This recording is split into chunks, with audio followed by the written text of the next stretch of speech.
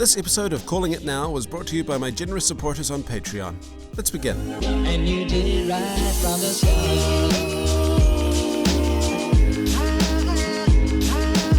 Hey everyone, Suede here, and once again we're crafting an artisan brew that may or may not be spat out immediately that I like to call Calling It Now. I think it's about time we step away from the shonen fantasy and move into the surprisingly substantial subgenre of anime, the paranormal crime thriller. There's going to be some creepy goings on this episode, but we can't discover new and interesting shows without confronting them, so let's strap on our proton packs and get on with it! Before that though, here's the rules. I give a brief synopsis, provide my personal subjective opinion on whether I would keep watching based on this episode alone, and then call it now as to how this show is going to turn out. I understand that one episode is not enough to get a handle on most shows overall, but the first impression is still meant to hook you, and I'm just commenting on whether or not I would buy it. Along the way, there's going to be some audience participation in the form of guessing what's going to happen next, so grab your pole and prepare to fish for tropes. This month's anime was commissioned by Trey McGowan, a longtime fan who continuously challenges me not to lose my— Hold on a second!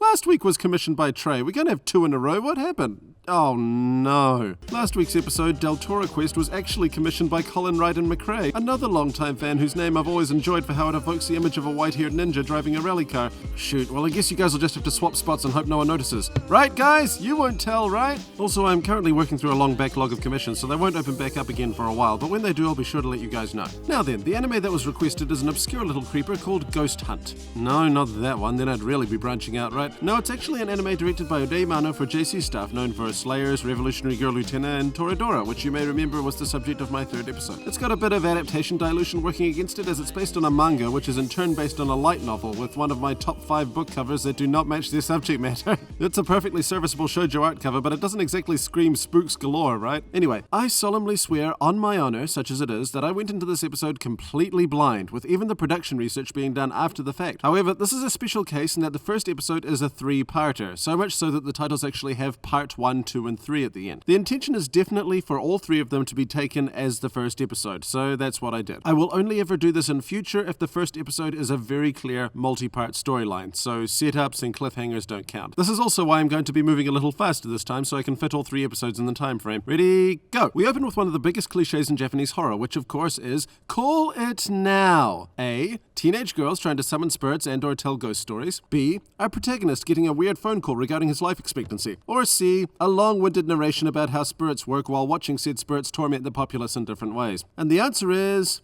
まるで赤いマントをかぶったみたいに血まみれで。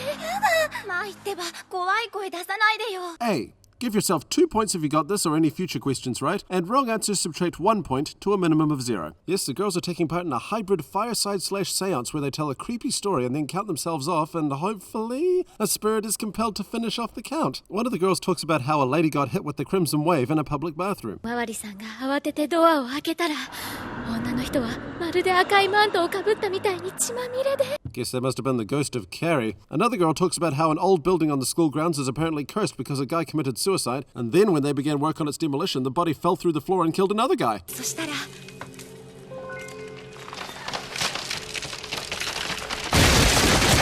Okay, I know that's not what they meant by that, but the editing made it look that way. Then they do the count off and... 1、2、3。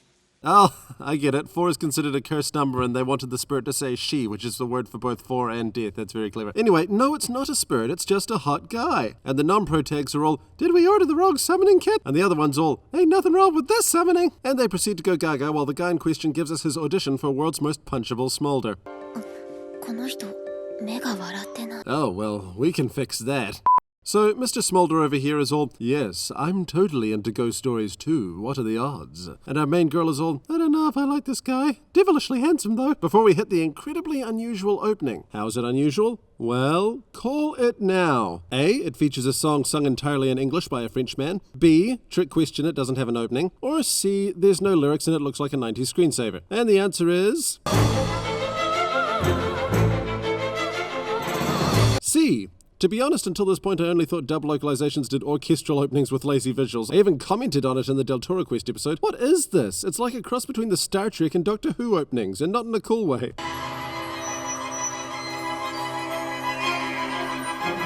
Now, I admit that the theme itself is really good, and it does give off a pretty eerie vibe, but that's really all I can say about it. Give us something that makes us want to watch the show, not jiggle the mouse. By the way, both answers A and B have also occurred in anime if you're interested, in Ergo Proxy and Furikuri respectively. So we follow our main girl, who I'm just going to name Golly G. Willikers, as that's what it always seems like she's about to say in any situation, as she arrives at school early, finds a camera in the abandoned building foyer, and nearly kills Smolder's assistants through the sheer force of her clumsiness. She's all, "Golly, sorry for entering a condemned building and causing severe blood loss. You need some help?" And Smolder is all, "Don't you have an endearing character flaw to demonstrate? School started 10 minutes ago." Then the girls from before are all, "So, you down for letting the spirits flow through you with the hottie tonight?" And the class weirdo over here is all, "Do you mind? You're giving me a headache." And the girls are all, "Weird, that usually happens afterwards." The weirdo in question goes on to explain that she's spiritually sensitive, and that the girls are probably drawing the spirits in with their paranormal extracurricular activity. And they're all, "What? Our attempts at summoning spirits might be drawing spirits? Who knew?" Then Smolder comes in and, "Whoa, what the?" So tell me, if you're sensitive to spirits like you claim, then do you sense anything with the old schoolhouse? Wow, I thought my reference to Carrie at the beginning was a throwaway gag, but apparently they're taking some cinematography tips from Brian De Palma as well. I admire their guts in trying something different, and I'm honestly surprised it isn't utilized more often considering anime's close ties to manga. But the problem is, split screen takes a lot of effort to pull off effectively and stylishly without looking tacky, and, well... 旧校舎について何か感じないか? Have the black line move with the transition. That looks so unprofessional. There's a lot of really poor creative choices when it comes to this effect throughout the episode, and the worst part is that it doesn't show up again in the next 2 parts, so they can't even grow into it. I'm not mad, I'm just disappointed. Well, anyway, Smolder seems to be interested in what kind of spirits she can sense. 霊感があるんだったら旧校舎について何か感じないか? Medium rare over here is all, "There's tons of old war spirits there from when it was a hospital, all covered in injuries. It brings an entirely new meaning to the term phantom pain." And then he freaking well actuallys her. この学校は戦前からあったと聞いていたが、昔は医学部でも。 And then after that, Medium rare, instead of admitting to being called out, doubles down on her statement anyway. 知らないわよ。とにかく私は見たの。霊感のない人にはわからないわ。 Geez, you'd think everyone here's been possessed by the ghost of internet future. So Smolder leaves Medium Rare to stew in her own juices, but not before calling Golly over for a private conversation, which leads to a pretty hilarious mood swing in the background. Golly, how romantic. 谷山さん。 Hey, wait a minute. But no, there's nothing untoward about this conversation, unless you count extortion, of course. Okay, look, you broke my assistant's camera. And my assistant. The least you can do is help me out in his place, right? Fine, but what were you even doing in there? I'm actually the manager of a psychic phenomena investigation service, and your principal called me in to check out the old schoolhouse. Wait, aren't you like 17? Yes. So they set up cameras while engaging in some banter that bizarrely acts as an English lesson for the Japanese viewer and a Japanese lesson for the gaijin watching the subtitles, and it's kind of trippy. をベースにする。ベース？ベースは基地。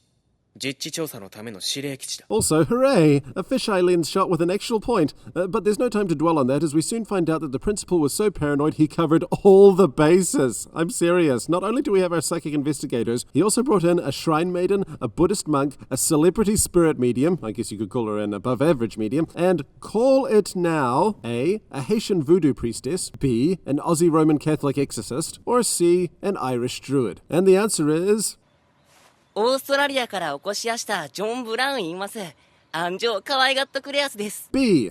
2 Australian connections in 2 episodes, who'd have thunk? I don't know if he's got an Aussie accent, but apparently he definitely has a Kansai accent from where he learned the language. So he still gets flack for his accent, even though he's so fluent he even pronounces English words with Japanese syllables. 僕はエクソシストというものでんがなです。 But yeah, anyway, the whole thing is literally starting to sound like a joke. A monk, a priest, a shrine maiden, and a spirit medium all walk into an abandoned building, all the while the medium rare girl is acting more and more obsessive about how she can sense spirits and is basically all, "I can help, me, me, me," and it's getting a little weird and stalkerish. 私霊感が強くて、それですごく悩む。 To be honest, it seems to me like she's just pretending to be spiritually sensitive to get attention. 自己顕示欲。そんなに自分に注目してほしい？ Well, Shrine Maiden's got my vote. Then Medium Rare is all, red herring, scary words and creepy staring, acting so obviously suspicious it's almost laughable. After this point, it's a fun ride where lots of creepy shenanigans happen, including this part where the banter is just awesome. 手破るぞ。どいてろ、綾子。 呼び捨てにしないでよ。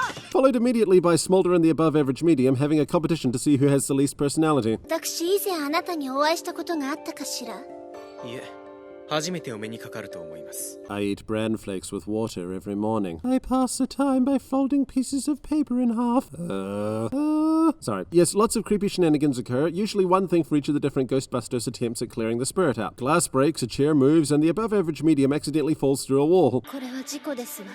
やはり例はいません。 I'm fine. Please send me to the biggest hospital in the area so I can recover at an unexceptional rate. All the while, it seems all of Smolder's equipment isn't picking anything unusual up, and the group consults each other about the different possibilities. It's pretty cool. Then the priest begins his exorcism, and we get the strongest reaction yet. No, not projectile vomit and head spinning, more's the pity. Just a ceiling collapse and more shifty eyes from medium rare. Then Smolder gathers them all together, saying that he's solved the mystery. What is his hypothesis? Well, call it now. A. The medium rare girl set it all up using wires and such. B. The school was built above a rapidly collapsing sinkhole which causes quote-unquote isolated earthquakes. Or C. The principal is planning to kill them all so he can collect the insurance. And the answer is... 旧校舎は夕べ一晩で 0.2 インチ沈んでいる。元地盤が弱い上に水脈が枯れ、地下に空洞ができれば、当然その上に乗っている旧校舎も。B. Yes, it can all be explained by coincidence and natural phenomena, with everything wrapped up nicely in the second part of a 3-part episode. I'm sure the rest is just needless paperwork scenes. I'm sure that... Oh no, who could have called this? Now there's another event to explain, and this one's not so easy, with doors going back and forth and clear knocking being heard. It's back to square one, and even Smolder seems shaken up despite Golly's best efforts. なるって。大したことはない。すぐに乾く。 Now get out of here before I display humanity. So Golly sets up the equipment again with the others' help and... Oh, come on! How sloppy can you get? There's a boom mic in the shot. Come on, have some pride in your work, guys. Well, anyway, the monk begins his attempt. そんなわけわかんない呪文で悪霊がやっつけられるもんか。 Seems like Golly has a grudge against Buddhism, as she didn't seem to have any problem with the Shinto or Christian incantations, but whatever, she's frustrated by all that's happened, I get that. Of course, it's even more frustrating when you're hit by 2 falling shelves in as many days, so what are you going to do? After that, she has a vision of Smolder actually giving an expression, and they're all called into the principal's office where Smolder hypnotizes them against their will, which shouldn't really be possible and is technically illegal, so that they all believe a chair will move, even when it's been completely sealed off and signed by 2 witnesses, those being the priest and Golly. Meanwhile, Golly's all, I can't stand this guy and he's rude and conceited and narcissistic and crap, I got a crush on him. Oh, and by the way, Smolder's assistant is back, and now that he is, I can't help but wonder if this is set in the Black Butler universe. But then we get a big twist in the tale as they catch the chair moving on its own on camera. What could possibly be the explanation? Well, Smolder is more than willing to explain, and it's a doozy. Call it now. A. It turns out Medium Rare actually has telekinesis. B. It turns out it was Mr. Fogarty, owner of the Old Abandoned Amusement Park. Or C. It turns out Smolder actually wanted to see how gullible your average person was. And the answer was... 無意識にそれを行った。彼女は潜在的なサイキックだと思う。 A. Yes, it really was Medium Rare Girl all along, but not because of spirits or paranormal activity. That would be stupid. Instead, out of freaking nowhere, psychic powers are a proven fact despite them not even being mentioned beforehand. This is the very definition of a Deus Ex Machina in a series that until now was heavily implied to be on the side of skepticism. Oh, and Smolder, rather than contacting the James Randi Educational Foundation and collecting his $1 million, is all, hey, we worked well together with the emotional distance and the near slavery and the 2 near-death experiences and so on. Want to work at my office? And Golly's all, would I? And so Smolder and Golly begin their adventures as psychic detectives, and the school finally comes crashing down like my opinion of the series. What the flap? Well, that was Ghost Hunt.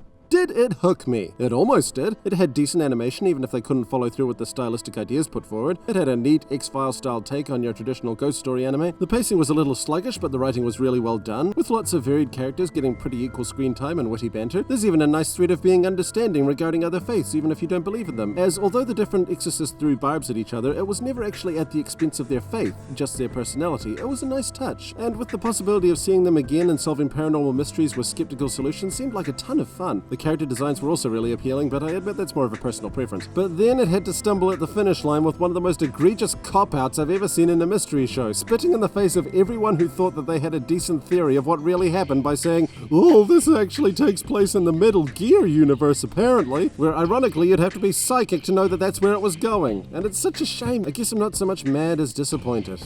I am a little mad though. Would I watch it to the end if I had time? If I had time, I would definitely give it one more chance to redeem itself, but if it keeps going with the same formula, I wouldn't be able to stick with it. No amount of snappy dialogue can make up for the fact that every time I see something interesting or work out a theory as to why something spooky might be going on, all that'll be playing in my head is, or it could just be psychic powers, which just takes all the fun out of it for me. There is room for redemption if they establish hard rules for the phenomena and it turns into a Death Note meets Monk style mystery series, but it'll still take a lot to get over that sucker punch. As for the details as to where I think think it's going to go? Well, calling it now, it's not going to get any better. Not that I think it's going to get worse either, mark you. I'm pretty sure the cute writing and fun animation will stay in there, but basically every episode will involve Smolder and Golly being commissioned to investigate either a supernatural occurrence or a crime scene. It seems like there's no solution until Smolder suddenly comes up with a solution, which seems like the most plausible answer until something comes along in the midpoint that completely screws it up. They and ah about it until Smolder has a house moment and explains it all with psychic phenomena. Meanwhile, there's a meta-narrative going on where Golly tries to get Smolder to open up. We learn piecemeal that he was traumatized by something in his past to do with fake supernatural phenomena, like say his parents' killer got off the hook because the police believed a medium's advice or something. And at the end, not only do we get a will they won't they moment where Smolder admits that he's lost himself in his work but can't quit now, but he has to confront a psychic serial killer who's responsible for his childhood trauma. After he's defeated, Smolder goes back to school where Golly cheerfully tries to readjust him to high school life after his long absence. Oh, and Smolder's really highborn and his assistant is actually the family butler, which is why he's so grumpy all the time. But what am I talking about? That's way too convoluted. No, there's actually a simple explanation as to why the people in the world can move things if they want it enough, and they all seem to have strong feelings about their own spiritual beliefs. Everybody's dead. The whole show is just one big anime version of The Others, where each mystery is really just them figuring out how to get restless spirits to move on. This week was the medium rare girl who couldn't let go of her intense desire for attention, so she couldn't help becoming the spirit she always cried wolf about. But we see her interacting with other school kids. Doesn't that contradict it? Oh, you're not thinking big enough. Everyone is a spirit.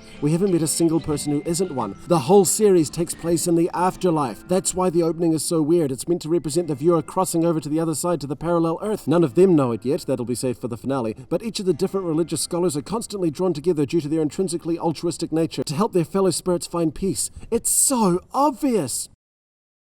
No, find some patrons, man. I mean, we got all the $5 and $3 patrons right over here, but then there's ones with $10, and $10, man, and they're super grateful. Yeah, we got dang old John and Joel Young and B.O.B. and Joel Schooler, Graham Morality, Allison Bennett, Jonathan Powell, Evan Bow, and Matt Storrs, Goose Redsupos, Calvin Atkinson, Carton Kitsune, Christian Larson, Mitchell Hinkleman, Mummy Watching, Colleen, Henry H., and Jacob Sullivan, Roosevelt James Warner IV, and Brendan A. Hull, Wesley Fox, and Ginkgo, Joey Bennett, Daniel Waldron, and D. Dom Smith. Then went the dang old $20 and get big art, man.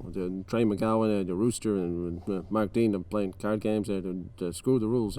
Grant Gangle got the Lich and the Scary, man, and Colleen French and the chair with the wheels and the whoosh, and the Oomsy 96 with the Power Rangers and Red Old Latex Man, and Taking 101 with the Straw Hat and Pirates and Yar-Har, and Ryan Griffin with Back to the Future Man and the 80s, and Michael J. Fox and Andrew Wilson reading the book, man, and gotta read the book, and Zachary Taylor and the president of Land of the Free, and Zach Keller with the Icy Pop Man, and the Sea Salt and Disney Mickey Mouse Man, Super Bunny Bun with the Fan and Rabbit, and Stephen Walker with the Detective and You OK Man, and Dark Mage 0707 077, and so a lot of sevens, man. And then there's the one who ain't got no paintings or anything, man. And you got Elio Raffet and the Dark Master, James Nicholson, Wheels, John Johnson, and Cameron McLeod, Joe, Sean Ryan, Brent Myran, Adam One Eye, and Taylor McMahon, and dang old tons of them, man. When gonna get there, man? So that was Ghost Hunt. Remember that this is still early days and I'm always looking for feedback. Thanks for indulging and calling it now. No matter how skeptical you are, you're still gonna try moving something with your mind this week.